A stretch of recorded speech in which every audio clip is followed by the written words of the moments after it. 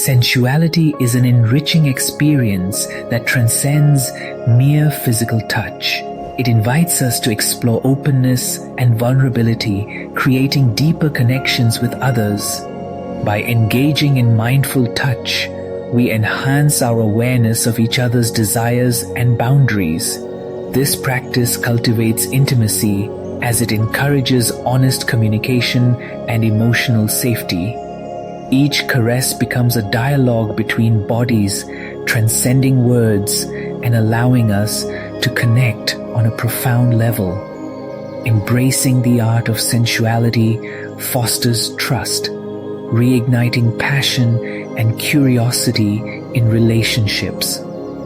It's a journey of discovery, inviting us to celebrate the beauty of human connection through the transformative power of touch. Hello and welcome to another exciting episode of Pleasure Principles. I'm your host Avik, and today we are diving deep into the connection between pleasure, spirituality, and living a fully embodied life. My guest today is Valdas Prankos. So welcome to the show, Valdas. Hey, Avik. Very nice to meet you and very nice to talk on these subjects. I think they're absolutely excellent and very necessary for today's life. Lovely, great. So, Valdas, before we start our conversation, I'd quickly love to introduce you to all of our listeners. Dear listeners, Valdas is a spiritual teacher, mind reader, and relationship coach with over 30 years of experience in personal transformation and the energy walk. So, Valdas is known for simplifying complex spiritual ideas and helping people unlock their highest potential. So, whether you are looking for spiritual growth or ways to find more pleasure and fulfillment in life, this conversation is going to be packed with insights. So, sit back, relax, and enjoy as we explore how to embrace life fully, from pleasure to spirituality and everything in between. So, welcome to the show again, Valdas. Hey, welcome. Thank you. Thank you very much. Thank you for the introduction. And let's chat. Let's see what this conversation will bring. Definitely great. So, Valdas, to start with, how do you see the connection between pleasure and the spirituality? Can both coexist harmoniously? Well, that's a very, very good question. I suppose for many people, spirituality and enjoyment or pleasure has different meanings. So probably we have to understand what that means for everyone. I'm sorry. So what pleasure is, because for some people, pleasure is to go out into the bar and have a chat with friends and have drinks. For some others, yet walking in the nature. For someone, pleasure is just sitting down and meditating. For someone, is just going deeper into yourself, reading the book. So which pleasure is, So, but spirituality and pleasure, I think they can be combined, because spirituality is not something taken out of the context of life, but it is rather a part of life, and not even the part of life, but essence of life. Because in fact, as you know, if we talk about spirituality, then the main thing is to uncover your true personality, and leave that egoic mind, which is actually illusionary mind, illusionary personality part. So I suppose if someone is walking that path and integrating into life the principles of spirituality, uncovering your true self and removing those parts within the human being or within their own mind that does not work and does not serve that path, then the pleasure for this kind of person probably is still to contemplate themselves and to contemplate those principles of that lead one towards uncovering that true real self. Because in my understanding, the real pleasure and the true pleasure comes when you are the one who you truly really are, because only that part of you resonates with universal principles and with the universe itself. So that's what you receive through joy, happiness, unconditional love, unconditional happiness, unconditional bliss. And your joy and your happiness does not even depend from the outside world. You are unconditionally happy within. So that's what I call pleasure. And Mm. then what you want to do with all that, how do you want to take this into the world? It's already Yeah. up to you. Perfect, perfect, lovely, great. And also, like, you have worked with energy manipulation and meditation for years. So how does this help someone feel more in tune with their own desires or the pleasures? How this helps to be more in tune? Well, I suppose the person who senses energy, Yeah. the person who meditates and senses energy, they have an increased awareness about this life, about how this life works altogether. So Mm. instead of skimming just the surface of life and seeing everything through conditioned eyes, I use this word because there are people who see what they want to see, or they see their own limitations outside of Yeah. themselves.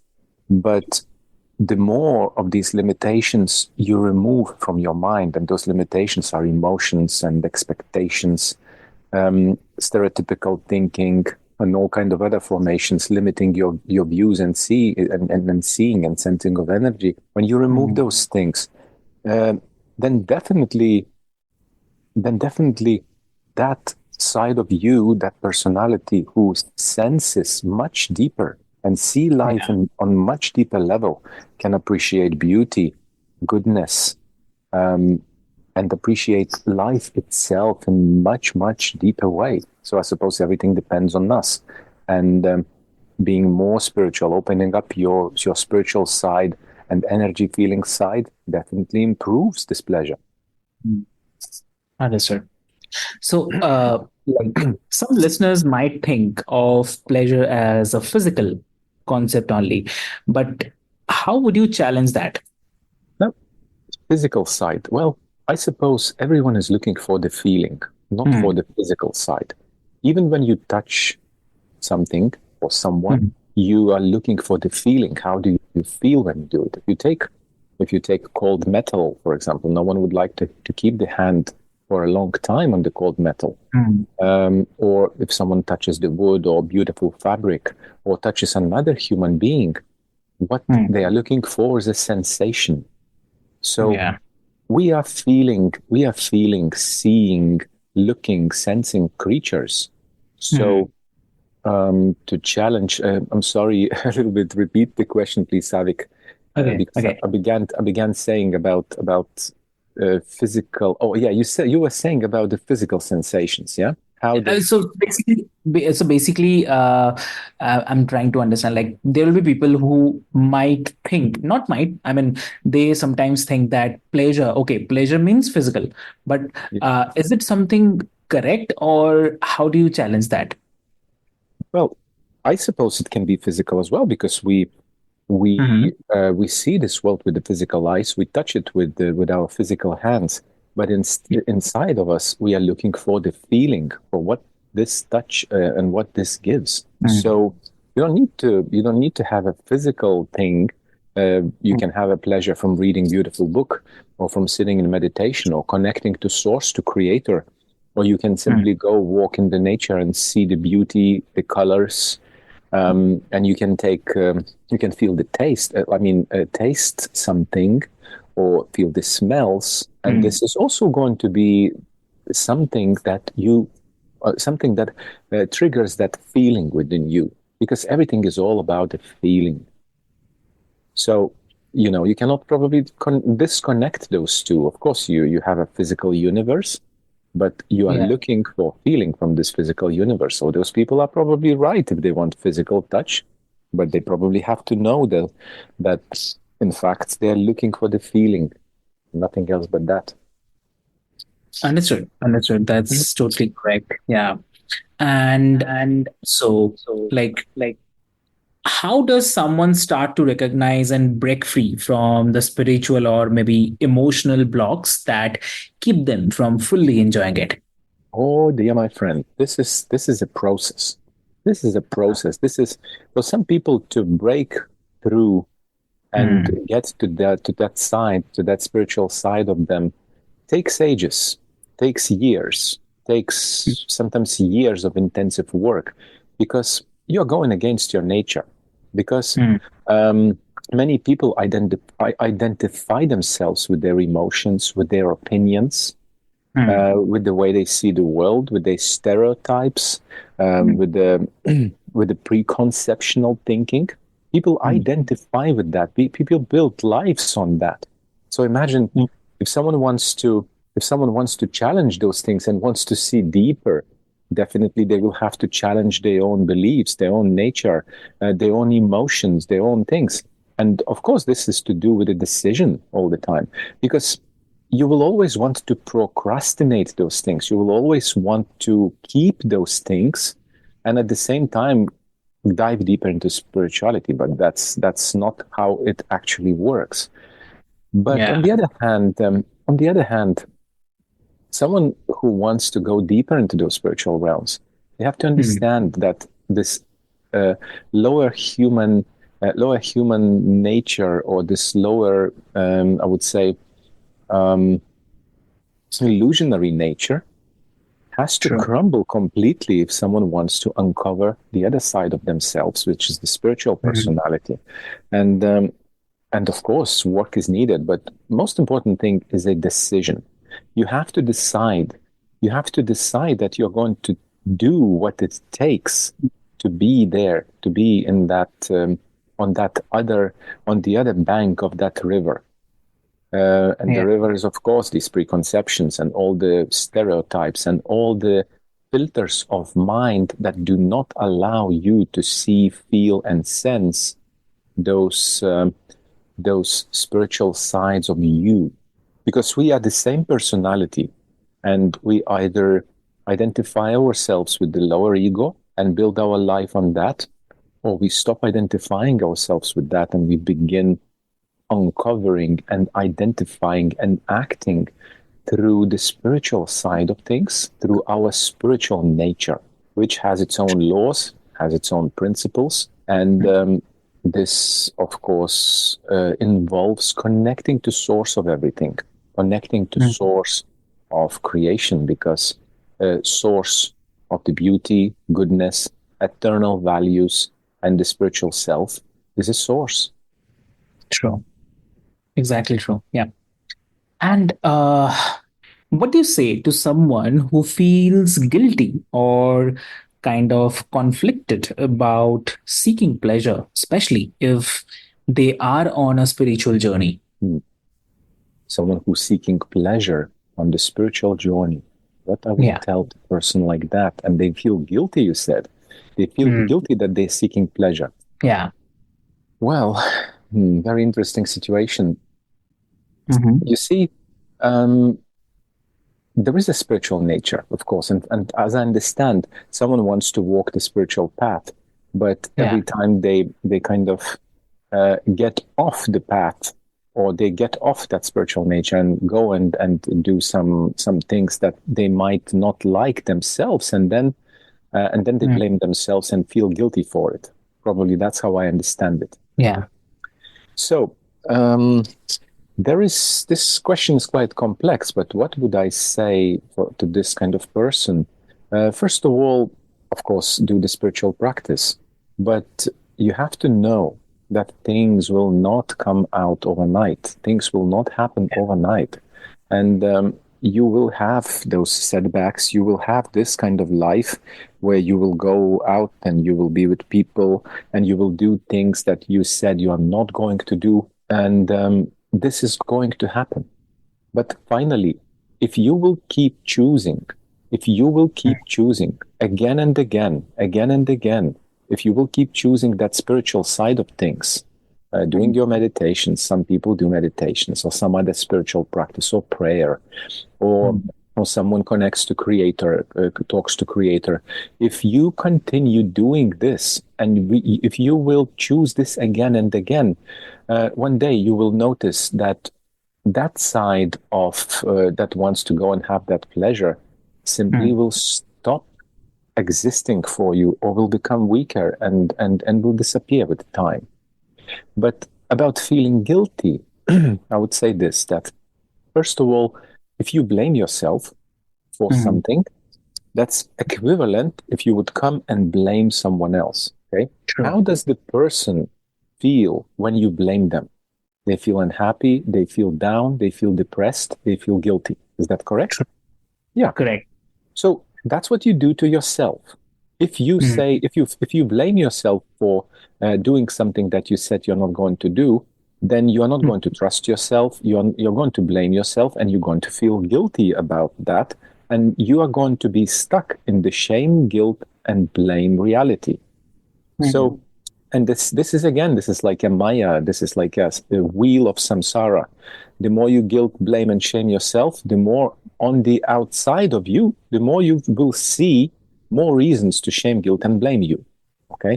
So to stop this, you have to be aware that you cannot change the outside world, but you can change yourself. You can change your attitudes. And one of the decisions you can do is just simply to stop blaming yourself. Basically, forgive yourself immediately for everything you do and be good to yourself. Be loving yourself. Be understanding of yourself. Take care of yourself. Say beautiful words to yourself, even aloud. Make sure you have a mind hygiene, which is not allowing to blame yourself or feel guilty, but simply not like even approving yourself for something, but simply loving yourself unconditionally. Same as your dog, you know.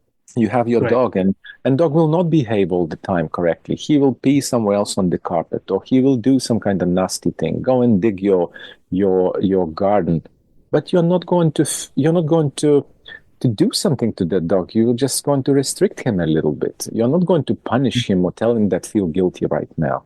Same with yourself. Forgive yourself immediately. You will make mistakes anyway. Don't get Mm. emotional over it. Don't react to it. Don't try to punish yourself for it. It's useless. Simply Mm. relax. Relax from these things. Just relax your mind from emotion, from reaction, from blame. Stop your mind. Stop thinking. Just be. Allow something much more deeper to immerse, Mm. something much, much more deeper within you to emerge and take care of your life. In other words, you can say surrender. Some people would say give up, Mm. but there is another word, surrender. And when you truly surrender, that's when you stop doing those things, blames, shames, guilt, and all kind of things. Because you cannot take your shames, guilt, and blames and your lower mind chatter, which never stops, to that spiritual reality. All these things have to go. Mm. Understood. Understood. Lovely. That's I mean, quite a great way to explain. Thank you for explaining that. Yeah. Well, you're very welcome. Yeah. And also like for someone who is just starting on this journey of deeper self-awareness, where would you suggest they begin? Like with the mind, the body, or the spirit? Well, it's very simple. 33 years ago now, probably, or 34 years ago now, when I began on this journey, when I began doing practices, started Mm. doing meditations and started learning everything about the energy and energy manipulation and all kind of things. I dove into many, many different Tai Chi, Qigong practices, martial arts. Um, but luckily, I had a teacher. Okay. And, when you begin doing those things, when you begin on the spiritual path, you sometimes will be seeking pleasure. You will want to do things that pleases you. But going against your animal nature, going against your lower nature, or this illusionary ego mind involves sometimes also painful experiences.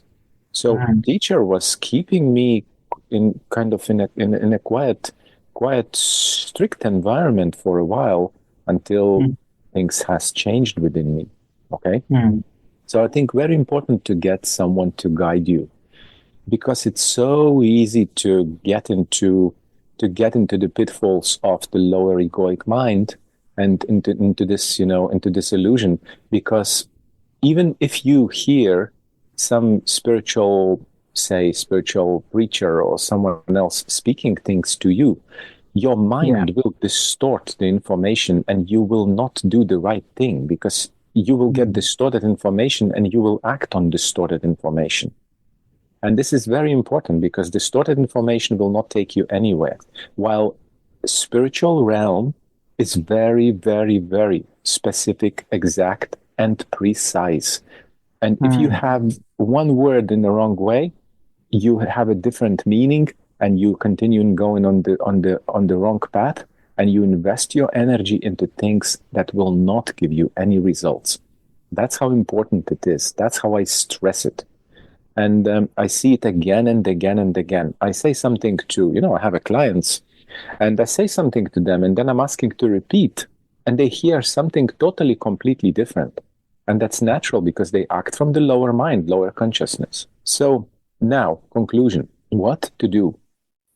So after trying all these practices, countless practices, I actually stripped everything away and I kept one practice, which I was doing for more than 15 years. And now I keep continuing just the same practice for the last 30 years plus. Okay. And the simple practice is stop thinking. Just sit down, turn off your mind. When you will do that, slowly, you will not need even to sit down in meditation to do it, but your mind will naturally be quiet. Once your mind is quiet, into that quiet mind, into that quiet space, you will start sensing and feeling some different opening, some different quality of the mind, different quality of your being. And this is going to be your soul's mind, your spiritual mind. And that mind has completely different quality. It doesn't think in thoughts. It doesn't chatter.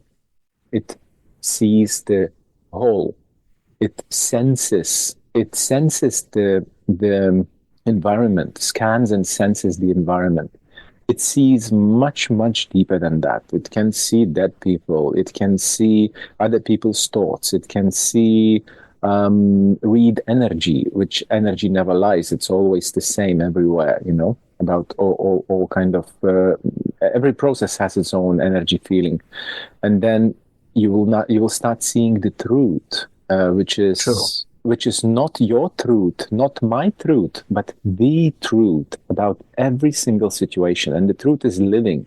So when energy changes, the truth changes about that. But truth is always one. So you will start seeing all these things. And this is just doing one thing, stopping your animal mind, not allowing Mm. any single thought to come from the animalistic mind, which will want to tell you, think me, think just about that, just do this, just a little bit more, just one more time, please, please, please. And it takes you Mm. away from your calm, peaceful contemplation, calm, peaceful space within you. So very important to understand that thought is thought, and it should not be welcome in your mind unless you allow it to fall into it. You allow it to consciously to fall the thought into your mind. But not having constant chatter, which distracts you, which takes you away from reality, which makes you feel sad, makes you feel guilty, and all this story continues. So, as I say, just to cut it off completely, stop thinking, and you will see completely different reality. Practice this one Mm. thing, and connect to source, of course, connect to creator. These two things will make a massive difference in your practice. Understood. Lovely. That's really great. Yeah. And perfect. So, thank you so much, Valdas, for such an enlightening conversation today. And it's very clear that pleasure and spirituality don't have to be separate and can truly enhance each other when understood in the right way. So, for the listeners, I'd love to mention, if this conversation has sparked something in you, take a moment to reflect on how you can embrace both the pleasure and deeper spiritual alignment in your own life. So, do not forget to subscribe and leave us a review. And if you think this podcast episode is helpful, please do share with everyone. So, until next time, on Pleasure Principles, stay curious and keep exploring. So, thank you so much. Thank you.